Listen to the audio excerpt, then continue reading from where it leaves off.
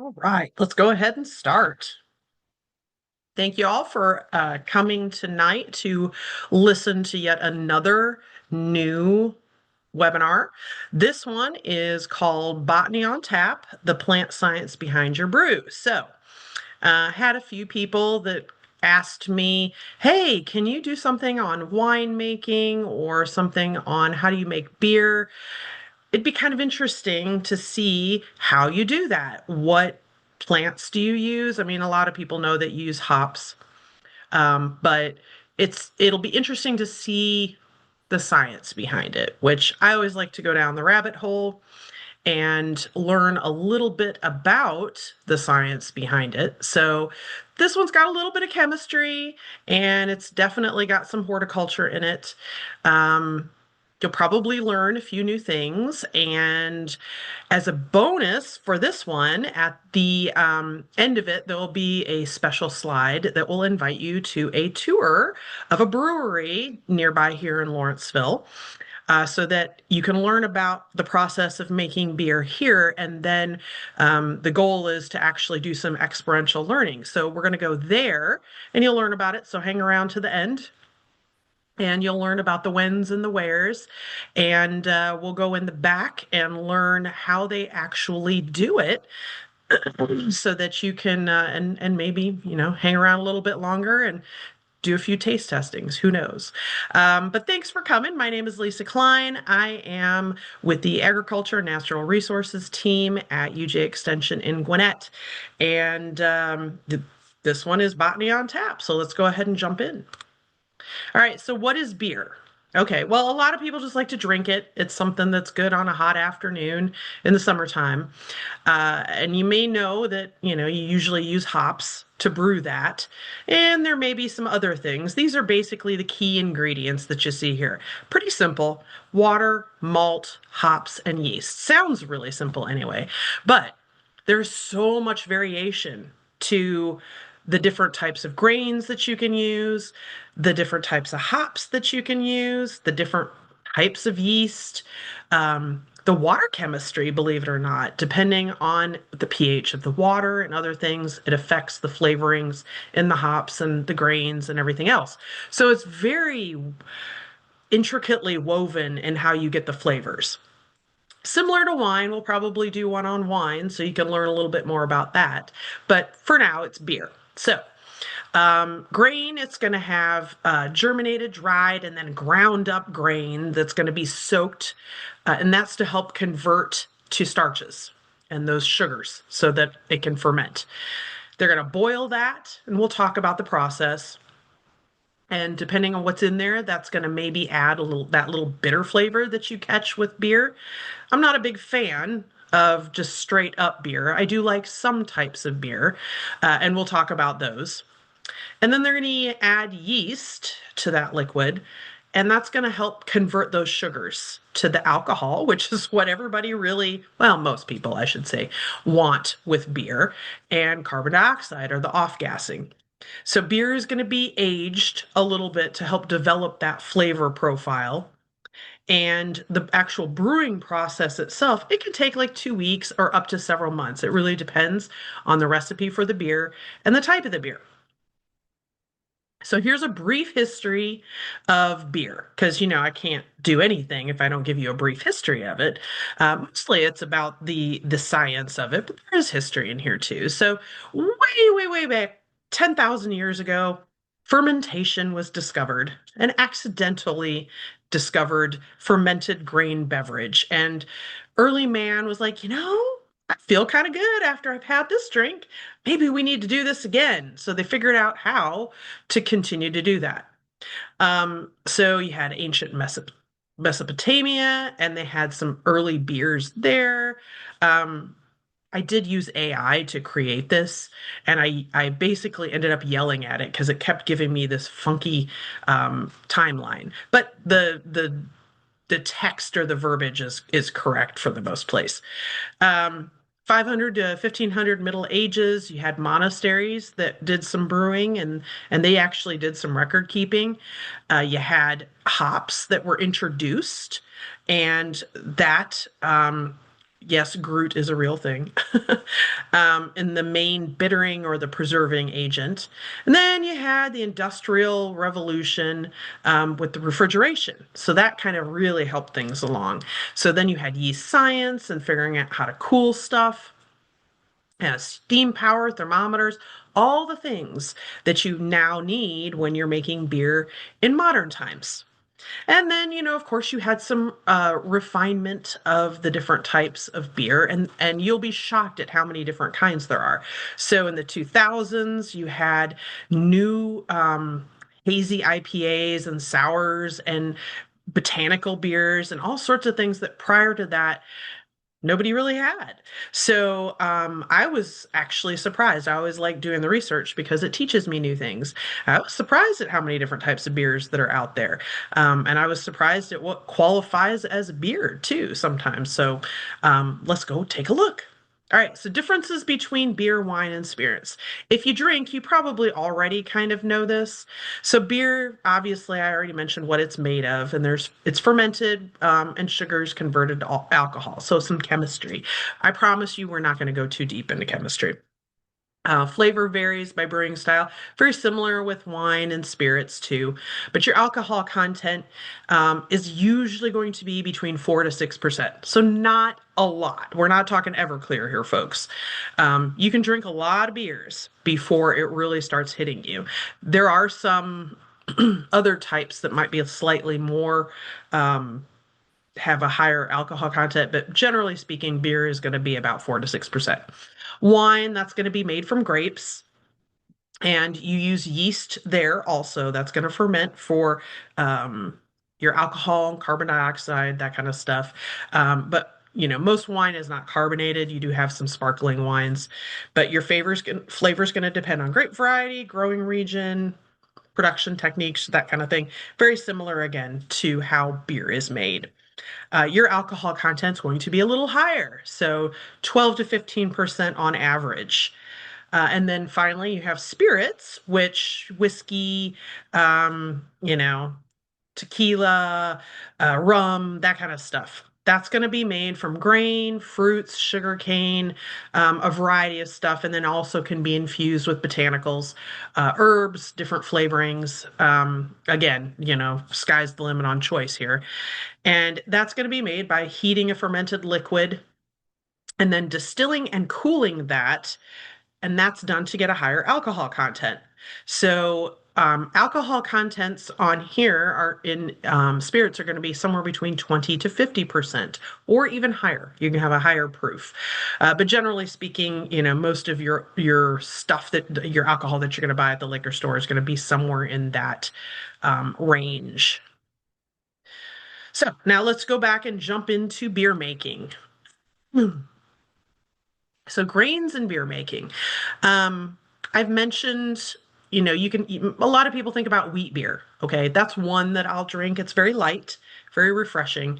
But there are all sorts of different types of grains that you can use to make beer. You can use barley, you can use rye, wheat, of course, millet, sorghum, cassava, which is not a grain, corn, and then you can use rice or sugars as a secondary source of sugar to convert to alcohol. So it really kind of depends on region. Where are you in the world? And what do you have at your hands that you can use to make this fermented alcohol?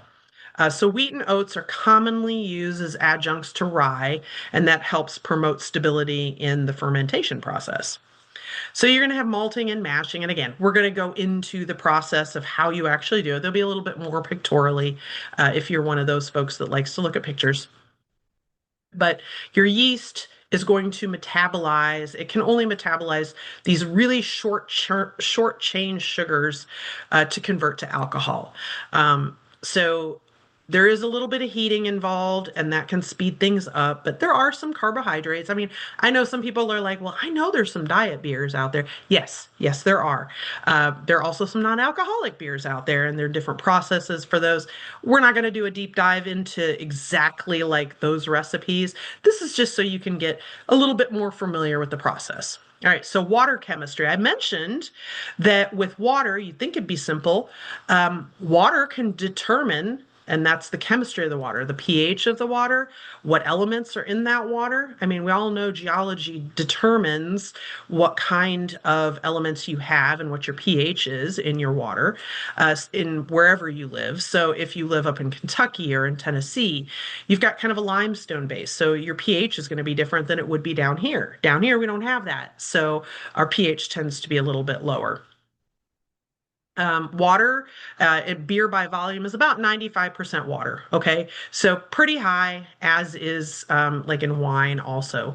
But calcium, just learning some real quick chemistry. Again, I'm not going to quiz you on this, but chemistry, that's going to stabilize, or calcium is going to stabilize the enzymes in the yeast. You've got magnesium, that's going to support that yeast metabolism. Sulfates, most familiar probably in wine, but also found in beer.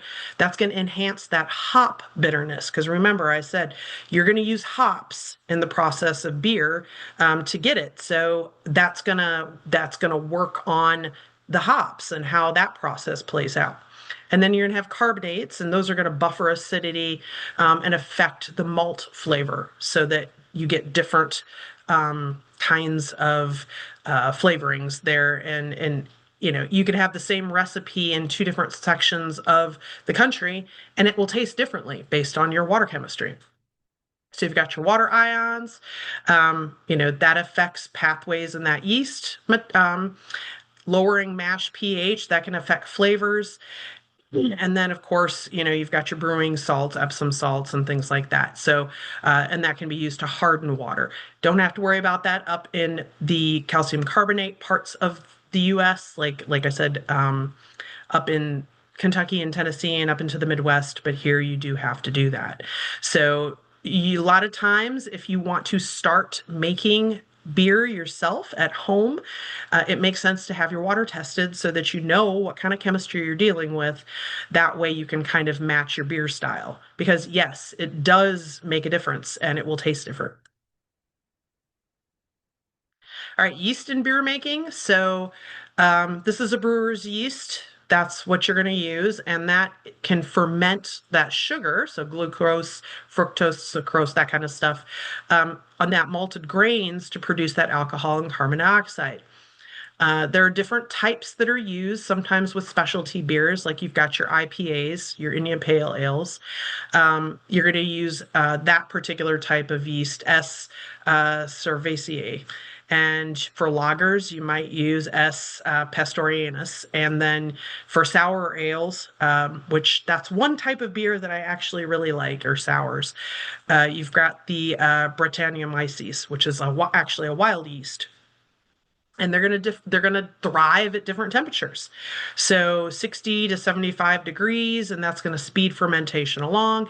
We know that from bread making. Obviously, if you're going to make bread and you want it to rise, you want that yeast to make sugar, so you're going to put it in a nice warm area. So the same thing works here.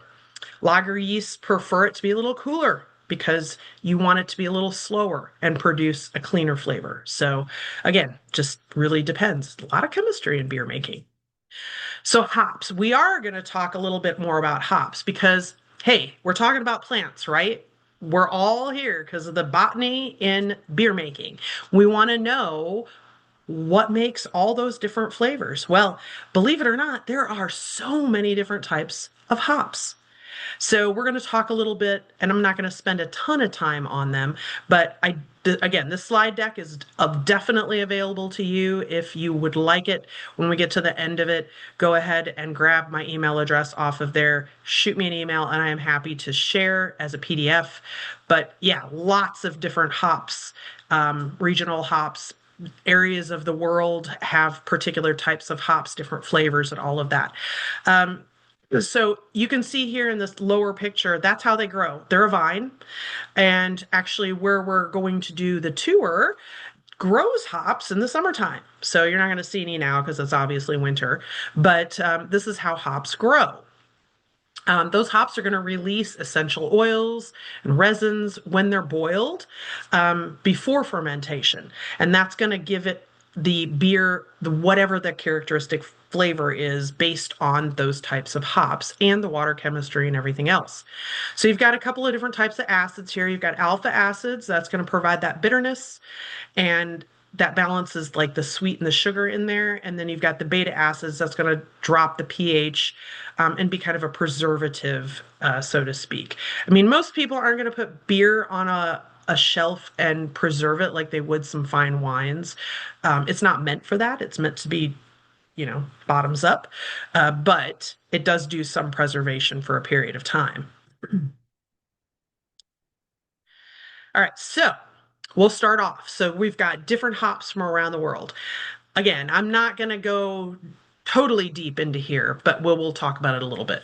So you've got bittering hops. Obviously, it sounds like it's giving you a more bitter beer, and that's true. So you've got different types. These are the most common types. There are others, but these are the most common types. So you've got Magnum, that's used in IPAs and lagers, stouts. It's going to have a kind of a neutral bitterness to it.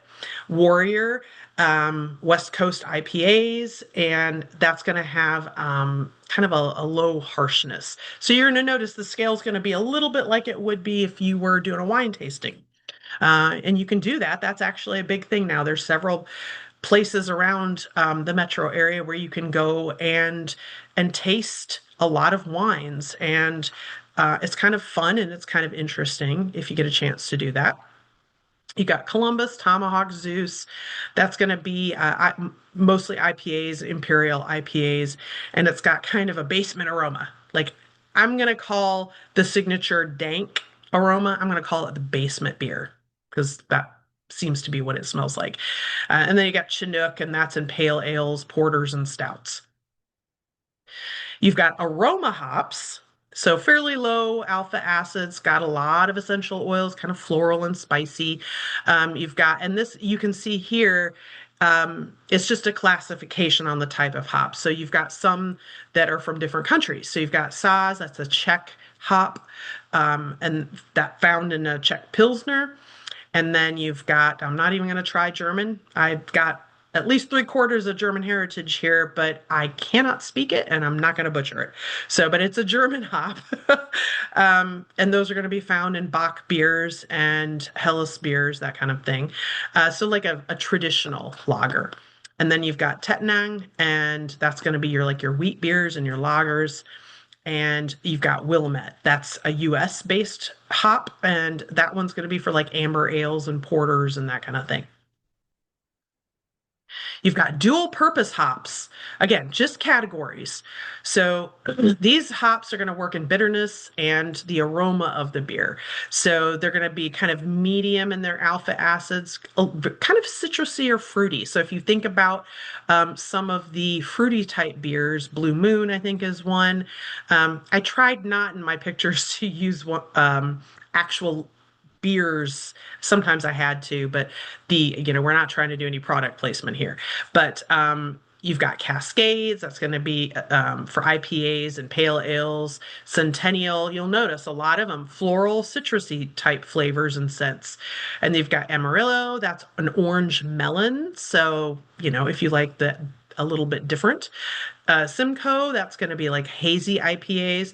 Some people are like, what's a hazy IPA? So I've got a little picture there that you can see. Basically, you can't see through it. So it's an IPA, but it's hazy. You can't see through it. And that's done in a lot of craft brewing. So microbrews really came on strong about a decade and a half ago.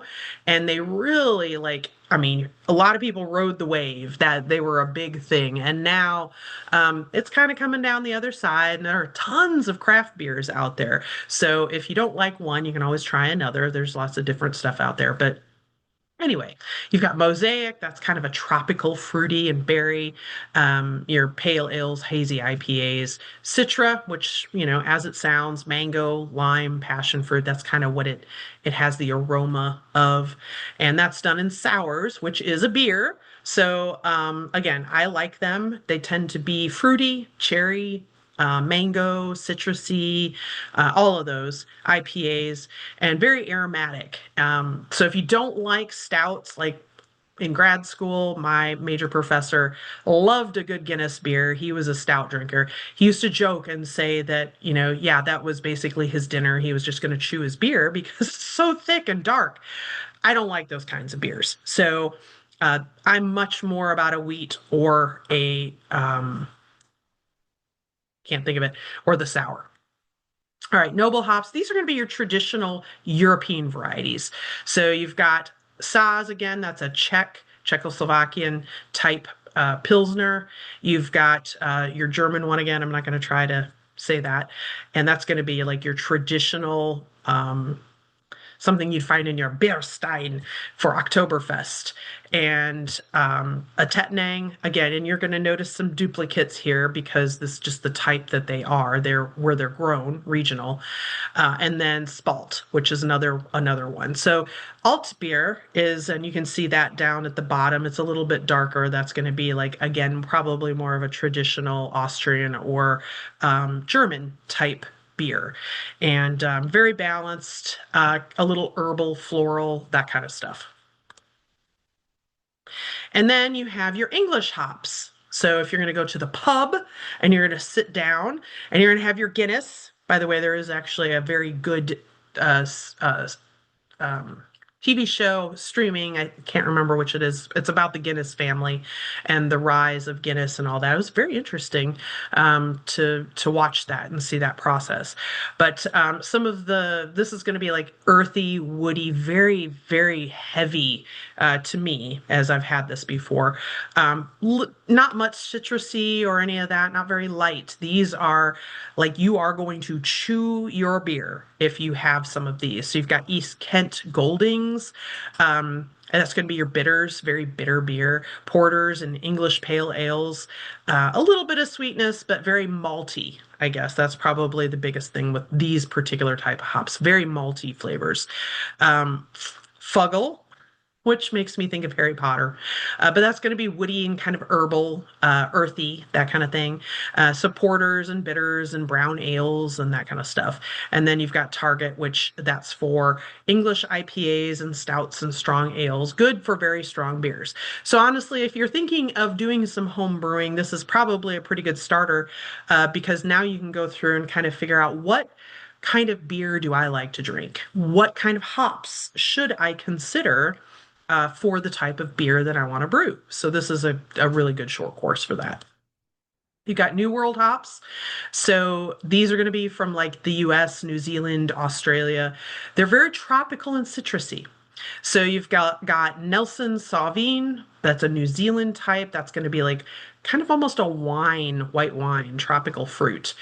So your hazy IPAs, your saison. I probably bangled that. I've never actually had one of those types, but it adds kind of a wine flavor. So if you're not a huge beer fan, this might be something that you could drink if you would like to. You've got Galaxy, that's an Australian hop, and that is peach and kind of citrusy passion fruit, so a little bit tropical, and used in fruited ales, which you see a bunch of them down below. And they're going to have a really high oil content or for that aroma and that tropical kind of flavor. And then you have Motueka, well, probably Motueka, stone fruit, so think peaches, nectarines, maybe plums, apricots, pears. Pear's not a stone fruit, but you can use that in IPAs, pale ales, hazy ales, that kind of stuff. So kind of a fruity, soft fruity, but not overly tropical. Sometimes tropical flavors can be very intense. Kind of think about a coconut smelling sunblock or something like that. So just a more muted type of scent. You got specialty and experimental hops. So this is where people start to get a little crazy. They're like, I want to try something new. Sometimes they'll add coffee to beer and you'll get like a stout and they'll add coffee to it. So it's like an espresso beer. You'll get drunk and really wired at the same time. But you've got Talus, that's grapefruit rose. And so you can find those in farmhouse ales, citrus herbal tones, that kind of thing. You've got El Dorado, that's going to be candy. I mean, hey, how can you not like that, right? Pineapple, pear, and watermelon. And those are going to be your fruited IPAs and sours. I do like a good sour, like I said. So um, I'm going to gravitate things towards beers that have more of a fruity kind of aroma versus the real heavier stuff. Idaho 7, IPAs, pale ales, that kind of thing, and Sabro, which is coconut, tangerine, cream, and then cedar. That's a kind of a weird one. But you'll get tropical beers and milkshake IPAs. Yes, there is something called a milkshake IPA. You can see one there. It does look a little bit like a milkshake. I guess you could maybe think about doing a beer slushy. I know they sell them in the summertime. They're actually pretty refreshing. But that one would be a good tropical one to try if you were on the beach. All right, so those are your major classes of hops. But now we're going to look at a little bit of botanicals in beer. So obviously, because this is more horticulturally themed, we looked at the hops and we talked about the different flavor profiles that you're going to expect from the different types of hops, depending on where they're grown in the country and the genetics of the hop and that kind of thing, and the water chemistry. But you can also add other things, so botanicals in beer. So that's going to give you like a flavor diversity. So you may have the base of like a wheat beer, but then you go in and you add other stuff. Um, Hops can provide very mild flavors or flavor profiles, but sometimes just like with herbal teas and stuff, you just want to throw some other stuff in there to kind of change it up a little bit. So if you're going to be experimental and try some new stuff, hey, why not, right? So there's historical roots there. Way back when people were settling the US and other places, they did start using herbs like yarrow, rosemary, things like that, and they added them in. They were used as a bittering agent. So people were testing out fermentation and trying to figure out what does it taste like if you use this. Oh, that's horrible. They don't ever use that again, and they'll try something else out, and they're like, oh, that's actually pretty good. So that's how you taste test. You just have to kind of figure it out. So there's a certain modern appeal to that. As I mentioned, you've got a lot of these boutique breweries and wineries, and they add all of these little microbrews. They come up with their own little recipe. And, that goes also for your spirits. You get a lot of flavored, I mean, you can have vanilla, that's probably a staple, but there's all sorts of others. So you can have the botanical flavors in gin, herbal teas, all sorts of stuff, and even in beers. Balance for that malt sweetness. So you can go in there and you can, add some of this, a little bit of that to counteract bitterness, acidity, that kind of stuff. Remember that water quality is going to affect how your beer turns out. So maybe because of your water quality in whatever portion of the US or the world you live in, it may make sense to add in something else to kind of counteract that. So it's just like cooking. You if you've got, say, some chili that you put a little bit too much chili powder in, you can counteract that with a little bit of sour cream or cheese to kind of smooth out the rough, too hot flavoring. So you've got functional roles, some botanicals like sage, juniper, pine. They also have antimicrobial properties. So, you can they've been using alcohol all throughout time for something, like disinfecting wounds and other stuff like that, in addition to knocking you out. And there's some examples like lavender, chamomile, hibiscus, coriander, orange peel, spruce, all those things. I mean, you probably, if you like some of these fruity or botanical type brews, you can probably notice something there and like, yeah, I think I've had that. So using them. So there's herbal blends, so they're kind of in their own little categories. So that's going to be for aroma, flavor, bitterness, to kind of, moderate that a little bit. Remember, you've got some of these beers that are very heavy and then some that are not at all. Um, Craft beers, maybe people going back and trying to recreate something from past history because they found a recipe someplace. And then people at home just trying stuff out to see, well, what does it taste like if I put lavender in this wheat beer?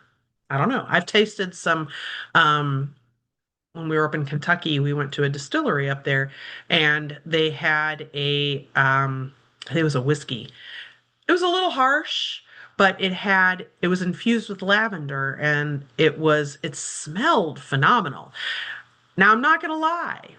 When I added that into my lemonade, I expected it to taste really good. Kind of tasted like soap. I don't know why. Anyway, back to the drawing board, but tends to have more of like a floral or earthy or spicy kind of aroma. So think like your tea, I guess, your herbal tea. So farmhouse ales, those are going to be like very rustic, seasonal kind of beers. And it was like whatever was on hand. It went into the beer. So fermented, you might have like a wild or mixed yeast that you found. Not usually real high in alcohol because obviously you don't want to be really drunk if you were working on the farm. That didn't end up well a lot of times. So you might have kind of a dry finish. It's a little dry, similar like what you think of with a wine. Fruity yeasts might be a little tart, maybe a little funky, but it might be using whatever grains you had, herbs that you picked, flowers that were in the garden, that kind of thing. And then botanical lagers. So I think of this more as old world European with your lagers, but you use spices and flowers to add a level of complexity there. So it wasn't just kind of flat. And usually pretty clean and crisp, very traditional, I think, with that. But then add that overtone of whatever it is, that herbal concoction that you put in there. So it's going to be like a very light, refreshing beer. So think of it as like a backyard party beer or a boat beer. You're on the boat and you're sipping your beer, that kind of thing. So sours. This is one that I have really come to like a lot. They're very tasty. So they don't tend to taste like typically like beer, which is probably why I like it. So if you don't like beer, and you're just constantly going, man, everybody else loves beer, but I don't like it. Try a sour. I say this with all honestly, I don't like beer as a rule, but I do like sours, especially like the ones with cherry in them. So they tend to be a little bit more tart, a little more acidic, but they have a much more forward fruity flavor. So they tend to be a little tastier. You have to be careful you don't drink too many of them too fast. Uh, so they may have a wild type yeast, so not your typical yeast, like I mentioned in some previous slides. They can be kettle soured, so that's a very quick aging process, or barrel aged, which is much slower and gives more complex flavors. Some of the additions, you got berries like blackberries, raspberries, strawberries. That sounds good.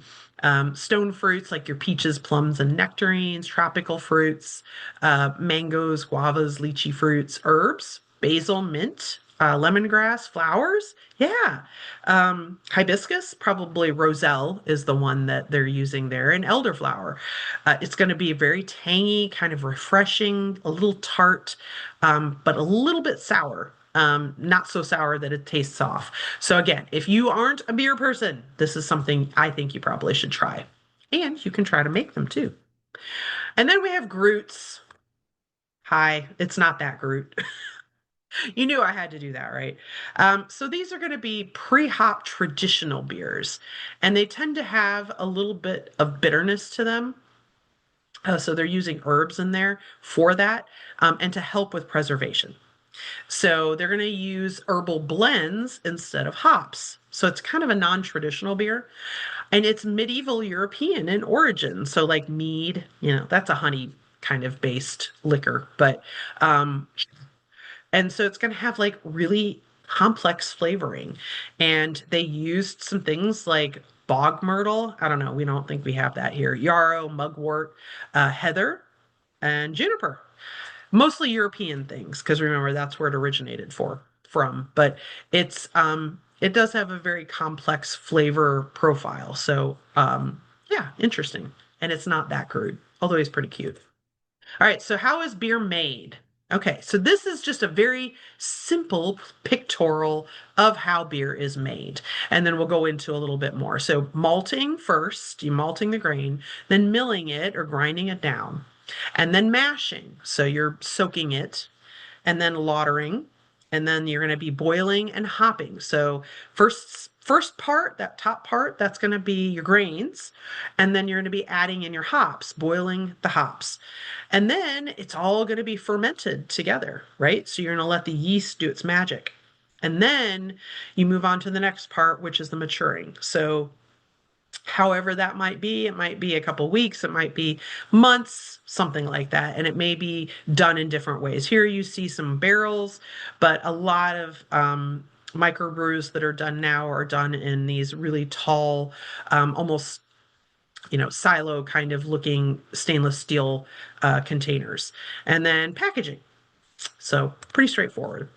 So we're not going to read all of these. There are a lot of terms, and I'm going to try to put the definition of them in the slides as we go. But these are all of the different terms that you might see discussed in brewing, home brewing for beer. So you can always come back later. Remember, I said that if you want the slide deck, I'm happy to provide that to you. When we get to the end, you'll see my email address, and you can email me and ask me for the slide deck. Here's a few more terms. So brewing, obviously taking a starch, your grains, your waters, fermenting that with your yeast to get that alcohol. Carbonation, that's usually a natural off-gassing with carbon dioxide and ethanol. And then malt, that's the barley or the other grains. They're soaked, some of them allowed to germinate and dried to convert that starch into those sugars that you need. Krausen, that's going to be a foam layer, like you see over there on the bottom picture, showing that active fermentation. And then the way that they determine bitterness, if you're thinking like Guinness or something like that, that is kind of bitter, that's going to be in IBUs or international bitterness units. So a measure of that level. And then some more terms. You've got foam stabilizers. I mean, how many people have tried to pour beer in there and the head broke and yeah, so you have to be careful about that. So there's some stabilizers that extend the life of the foam in the beer. Okay. Lacing, that's going to be the foamy residue that you see up at the very tippy top there. Lagering, that cold storage of the beer for 30 days, that affects the flavoring. And then those aromatic botanicals that they've used to change out the flavor a little bit. Dry hopping, that's when hops are added for flavor, not bitterness, because remember, you can use them for different reasons. After the wort is boiled, you're like, what's a wort? It'll be on another slide. Sometimes I try to catch them and they slip through. And then you've got barm, that's the ale yeast, the scum on the top of the fermenting liquid. Okay, next up, malting and milling. So hopefully you can see up there, I've got the different steps according to what this is. Malting and milling. So you can see you've got sprouted grain up there. So malting, the grain is going to be soaked to start the germination process. And then it's roasted or kiln dried. And that can take 9 to 10 days. And then the little rootlets or the plant material, that's removed. And that's sold as animal feed. So they're not waste not, want not. And then you've got the malt, which that's going to be milled down into the grist. Okay, so think grist mill, that big stone that turns and it grinds everything down. So they're going to crush that grain down, and that will be used for the brewing. Next, you have mashing, lautering, and boiling. So mashing, that's going to be taking that grist or that really ground down grain and mix it with hot water and in a mash tun, and that's going to produce the wort. That's going to activate those enzymes to break down those sugars, dropping that pH down.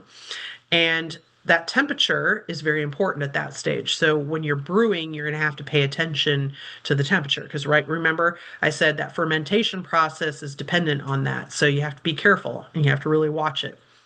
Lautering, that's when the wort, that mash tun, it's going to run through a filtration system. And it's going to extract out particulates and other stuff that's in there, the floaty stuff that you don't necessarily want. And then they're going to spray that water over that bed of grain, which is called sparge. I know, all the words, right? And that's going to rinse out any more of that remaining wort or those sugars that have been extracted from that mash. So the boiling, That wort is then boiled to stop any more enzymatic reactions. So they're slowing it down. All the chemistry. I told you there'd be some chemistry. And then hops are added to extract the compounds for the bitterness and aroma, because bitterness is one of those characteristics on hops. You just have different levels of it, right? So it has that protein and those solids, which is called trub, filtered out after settling. So a little on the chemistry again. There's a lot of chemistry in beer and wine making and spirit making too. So I try to make it kind of interesting. So again, mashing, you're gonna crush everything up, mix it with the hot water. It looks a little bit like cooked oatmeal, doesn't it? Does not smell like cooked oatmeal. It can be kind of stinky. And the water's going to activate the enzymes. And remember, I said those alpha and beta amylases. So that's going to convert that starch. It's going to also extract proteins and other flavoring from it. So if you've got herbal or fruity flavors or other things that you're going to add in, um, anything, and you see the temperatures, anything above that 155, it's going to be a little sweeter. Anything around that 148, it's going to be a little thinner, more alcohol. And then you've got some other stuff. So, yeah, it's all about precise measurements. So if this is something you want to tackle, you've got to be a slave to your recipe, because if you don't, you might end up with some funky tasting beer that you probably don't want to drink. And you spent a lot of money, because hops are not cheap. So then you've got filtering or fermenting, conditioning, and filtering. So you've got that yeast, and you add that in. That's going to rise up to the top of that sugary substance, that wort. And you're going to convert that sugar into an alcohol and carbon dioxide. You've got conditioning, so that beer is allowed to age for a bit, 1 to 6 weeks, and that's going to help develop some of that flavor. And then the whole dry hopped thing. So some beers like those IPAs, they may add that after boiling to increase the aroma of the beer so it smells good. And then filter. So you want to get all that yeasty, particly stuff out of there. Chemistry, fermenting, definitely lots of chemistry in there. So these are the different phases that you can expect. So you've got a lag phase. That's aerobic, meaning it's got oxygen involved. It's going to absorb oxygen. You don't want it to go anaerobic. Then you can start getting some funky taste and stuff. And it can go into vinegar. You've got the primary active fermentation, about 24 to 48 hours. And then you've got a stationary phase. So it's kind of slowed down at this point. You've got that hydrogen sulfides getting off. That's an off gassing is from the process. And when the sugars are all used up, that yeast kind of settles out, or it flocculates. It kind of makes these big clumpy things. So you'll see that in beer. You can also see that in wine. It all settles out at the bottom. That's what's filtered off later. And so the majority of the flavor and the aroma or small compounds have been produced there. And then finally, you have packaging and storage. So there's different things that can happen here. You have to be careful again. So sunlight, if exposure to sunlight, it give you kind of a sulfury taste or smell. So you got to be careful about that. The amount of oxygen in the headspace of your can or bottle can also affect the taste and the stability of the beer. Temperature, the storage temperature, that can break the yeast down and cause some different things too. So if you're doing a home brew, you're probably not going to pasteurize. Same thing's done with a lot of different beverages. Probably the one you're thinking of is milk. But commercially bottled beer is mostly as a safety mechanism. And then you may end up adding back a little bit of sugar and yeast to induce that carbonation, because you want that when you take the lid off, right? So remember how I said there are so many different types of beers? Take a gander, folks. Yeah, it says styles, but these are, look at all the different types of beer styles that are out there. IPA, hazy IPA, pale ale, hazy ale, saison. I'm probably mangling that. Mixed fermented ale, fruited ale, amber ale, blonde ale, brown ale, porter, stout, milk stout, imperial stout, wheat beer, Hefeweizen. Maybe I got that one. Um, Dunkelweizen. That's kind of fun to say. Pilsners, Helles, Bock, Doppelbock, Maibach, Lagers, Vienna Lager, Schwarzbier. Yeah, look at them all. I mean, it's amazing, and you can see the description kind of tells you. So this would be if you want to try some of these. If you're like, yeah, I think I might want to do that. You can kind of see what it is right there. All right, so we're almost done. Tips for making a successful beer at home. I have not, disclaimer, I have not tried to make beer at home. I have tried to make wine at home. I tried to do that as an experiment long ago. It did not go well, folks, because I did not pay attention to the temperatures. So it is important, the refrigeration and controlling all of that, very important. So if you want to do this, you need to make sure it is in a temperature controlled area. Don't do it in your garage. Okay. Who knows what you'll end up with. So beer brewing is expensive. You can buy kits. And if you get a kit that's going to have the malt extract in there, that helps shorten the process. So you don't need as much equipment. So that might be an option. Try brewing darker beers first. So remember I said that temperature is very important, and you can have a lot of mistakes. You may want to try brewing a darker beer first. Remember how I said like Guinness feels like you're chewing your beer?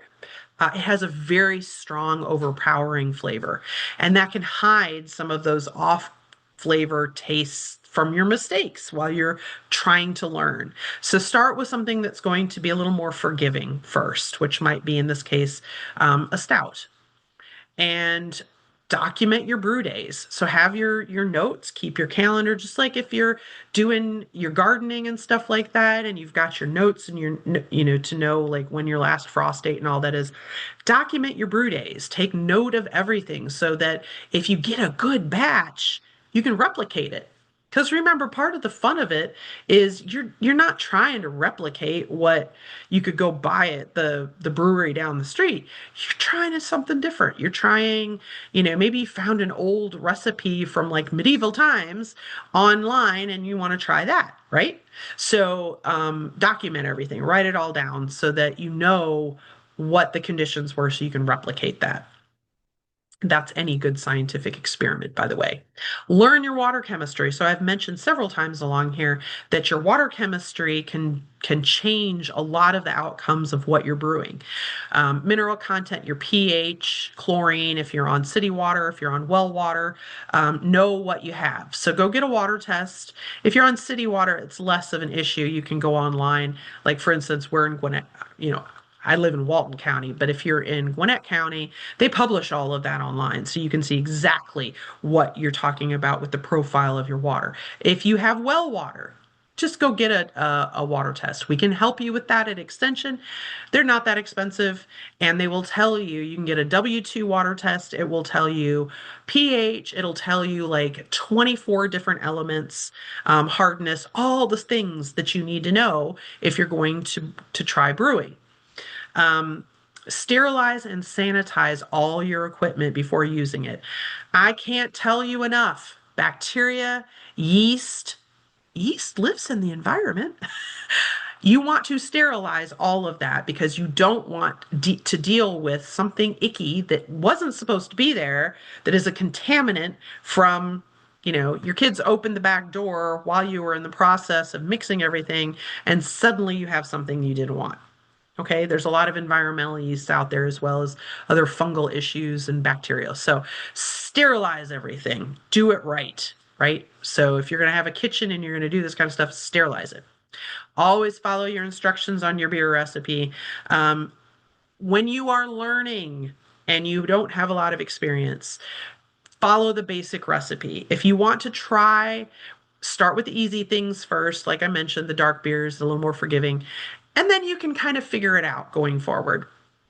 Um, Maintain that steady temperature. So nice and consistent. Wherever you're going to do this, make sure you're doing it where temperature's not going to be wonky all over the place, right? You want it to be nice and steady, room temperature, not too much, not too little, that kind of thing. Use your correct water to grain ratio, generally 1.25 to 1.5 quarts of water to a pound of grain. Don't get too crazy on what you're doing. So I just, you can start experimenting after you've done 10 batches or something like that. Start off by following that recipe, okay? Stir to prevent hot spots. Yes, you want to make sure everything is nice and stirred, and that's going to allow for even enzyme access and sugars. So it's important that you do that. And then monitor the pH of that mash. So you'll note here your pH optimum is going to be like 5.2 to 5.6. That's on the acidic side. So that's optimal for the enzyme activity for this particular type of brewing. Neutral on the pH scale is going to be 7. So you're a little acidic there. So that's fine. Just make sure that you are monitoring it so that it doesn't go wonky. And here, I told you, we're going to have a tour. So you learned all about the different types of hops. You learned the process that we went through to get that beer.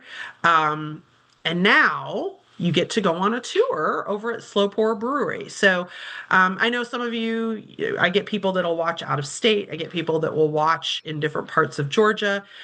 You're welcome to come. If you want to. But I will mention that generally, if you have a brewery somewhere in your community, they almost always are happy to accommodate a tour. So all you got to do is basically ask. So if you're watching from somewhere else and you're interested in actually going into a commercial operation and seeing how they do it, this is a good option. So if you're in the Metro Atlanta area and you're interested in checking out how beer is made commercially, I invite you to come down Tuesday, February 10th at 6:30 p.m. at Slow Pour Brewery, and we will have the front of house operations director, Nate Groves, give us an awesome tour of the facility there. Slow Pour Brewery has been a great partner of ours. We've got several master gardeners in the beer garden. So if you see the picture there in the top right, I see all those plants there. Lots of other plants. There's some there behind in the left picture as well. But we have several master gardeners that help out in the beer garden there. It is truly a garden. And they do all sorts of other wonderful things for the community there. So we like to support them where we can.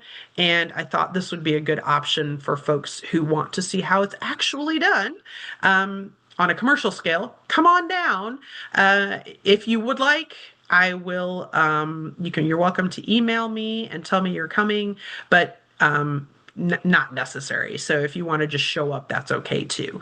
We'll probably put this on our UGA Extension Gwinnett classes and events page so that if you want to come back and take a look, or maybe you have a friend or a family member who might be interested in this, they can come and take a look. I don't need an RSVP, like I said, but it is handy to know. So Tuesday, February 10th, 2026 at 6:30 p.m. And here is my contact info. So I do record, and I did record this one. So it should end up probably early next week on the Metro Master Gardener YouTube channel. You can see there in the lower right corner. And if you want the slide deck for your viewing pleasure, because you're thinking about starting a home brew situation and you like some of that information on the different hops available, or you're just curious, you can get my email address there. Feel free to reach out to me and ask for that slide deck, and then signing up for other events and classes. So as I mentioned, that tour we'll put that up onto the events and classes page probably early next week, I think. I'm off tomorrow, so I'll talk to our office folks about that. So I will take any questions now if anybody has them. Oh, we got Macon here. Awesome. Okay. Yeah, definitely. It might be a little bit of a haul for you to get up here to do the tour, but you definitely have some breweries there. So I encourage you to reach out. Let's see. How can I find out what hops are used in the brand of beer I like? Alternatively, after looking at the different hop types, how do I find out the brands of beer that use those hops? That's a very good question. So you can probably whatever brand it is, you can probably go to their website and I'm sure they have a contact information. So you're going to have a brewmaster, especially if it's a microbrew. You're going to have a brewmaster who's going to be head of all of that. So that would be something I would reach out specifically to them in their contact form and say, I love whatever, fill in the blank beer that you have. I am curious, what type of hops do you use? Now, they're not going to tell you the recipe, of course, but they may tell you what type of hops that they use. And then you can always try to source those if you want to try to get your own. Um, let's see. No other questions? That was a good question, though. That was a very good question. Um, and then after looking at the different hop types, how do I find out the brands of beer that use those? That I don't know. You can try using AI and seeing if it can go tease it out of websites for those particular types of beer. So you would say, "Hey, Chat GPT, I really like." Pick one of those hop types that I mentioned. Can you tell me which microbrews uh, use those hops in their proprietary mix? You might be able to find it. I don't know though. I might suggest you also could ask AI which microbrews or which brews have a flavor profile that matches this particular type of hop. It might be able that might work a little bit better. As far as I know, though, there is no repository online that's going to tell you which brewery is using which type of hops. They may also be using a mix of hops. I mean, like with winemaking, you might get like a winemaker's blend where they're using a lot of different types of grapes and mixing them together. And that is their recipe. So that's not something that they're probably willing to share per se, but you might be able to do like a little bit of individual investigation to find that out. Um, don't drink beer, but curious about how it's made. Yeah, so I mean, there's a lot of science behind alcohol and making wine and beer and spirits and all of that kind of stuff. Because I mean, if you think about it, it's all pretty much done using plants of some sort. So it's always interesting to see the process behind it. And anything that I'm showcasing here is going to be science based. So that all fits nicely under the umbrella of agriculture and natural resources. So it might be, about how do I make beer or how do I make wine? Could also be about why do I have squirrels in my attic? Um, I like to learn just like you guys do. So it's a good way for me to increase my knowledge on topics. Um, yeah, you're right. Most of us use a blend of different hops. I mean, it's like your grandma's favorite chili recipe. She might not tell you exactly what it entails because it's her secret recipe. Um, Oh, I like to add bourbon to my beer. Okay, that's interesting. Limoncello. Yeah, I mean that would definitely work like a wheat beer. Yeah, I mean, inspire, be inspired, try a lot of different stuff. I mean, everybody's different and it may taste better than you thought it would. So anyway, again, if you're interested, we've got that field trip coming up Tuesday, February 10th at 6:30 p.m. at Slow Pour Brewery in Lawrenceville, just down the road from our office. But if you can't make it, then definitely reach out to a local brewery and see if they offer any tours of their facility because it's definitely interesting. It's well worthwhile. We went when my daughter was very little, went on a cruise and we stopped at a distillery and that was interesting. So they gave us a tour of the huge vats. this was more spirits, but it was an interesting process. So the huge vats where they were distilling out the alcohol, and it was very smelly. And I remember walking through there going, "Oh my gosh, that smells so bad." But then the resulting flavors that came from it were all very good. So anyway, that is basically it. Thank you all for attending. I appreciate you coming, and hopefully you learned a little something. If, again, you want the slide deck, you are welcome to it. Just grab my email address there and shoot me an email, and I am happy to share. So I will go ahead and sign off, and this will probably be up there sometime next week. And hopefully I'll see you at the tour at Slow Pour. Have a good evening. Bye bye.